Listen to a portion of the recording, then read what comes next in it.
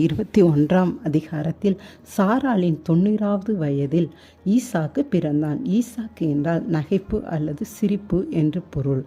கிழக்காசியாவில் பெயர் வைத்து அழைக்கும்போது அர்த்தத்தோடு வைப்பார்கள். சாராளுக்கு சாராய் என்றால் பிள்ளைகளின் தாய் என்று பொருள். ஆனால் சாராளுக்கு பிள்ளை இல்லாதபடியால் ஜனங்கள் அவளை கேலியான நகைப்பினால் சாராய் என அழைத்தனர்.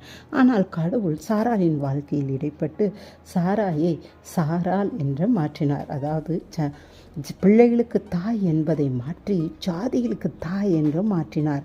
கேலியான நகைப்பினால் நிறைந்த வாழ்க்கையை இயற்கைக்கு மேற்பட்ட நகைப்பான ஈசாக்கு என்ற மகனால் ஆசீர்வதித்தார். இன்றைக்கும் நம்முடைய வாழ்க்கையில் சில பகுதிகள் மற்றவர்களுக்கு கேலிக்கூத்தாக இருக்கலாம்.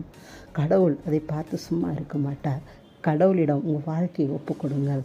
அவர் மற்றவருடைய கண்கள் ஆச்சரியப்படத்தக்கதாக அதிசயமாக அப்பகுதியை மாற்றுவதை பாருங்கள். தேங்க்யூ.